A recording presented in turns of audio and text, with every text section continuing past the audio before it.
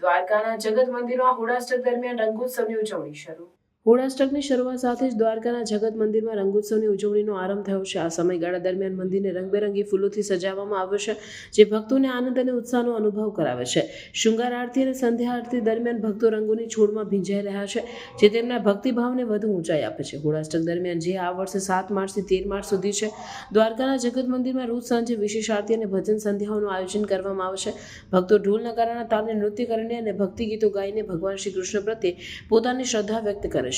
આ ઉજવણી ફાગણી પૂનમ સુધી ચાલુ રહે છે, જે ફૂલડોલ ઉત્સવ તરીકે ઓળખાય છે, જેમાં ભગવાનને ફૂલો અને રંગોથી રમાડવામાં આવે છે. દ્વારકાના જગત મંદિરમાં યોજાતા રંગોત્સવમાં સ્થાનિક ભક્તો ઉપરાંત દેશભરના શ્રદ્ધાળુઓ પણ ભાગ લે છે. મંદિર પરિસરમાં રંગોની રમતમાં બધા ભક્તો એકસાથે જોડાઈને ભક્તિ અને આનંદનો અનુભવ કરે છે.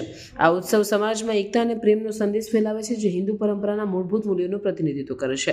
હોળાષ્ટક અને ફાગણી પૂનમ દરમિયાન દ્વારકાના જગત મંદિરમાં યોજાતા રંગોત્સવને કારણે શહેરમાં પર્યટકોની સંખ્યામાં પણ વધારો જોવા મળે છે.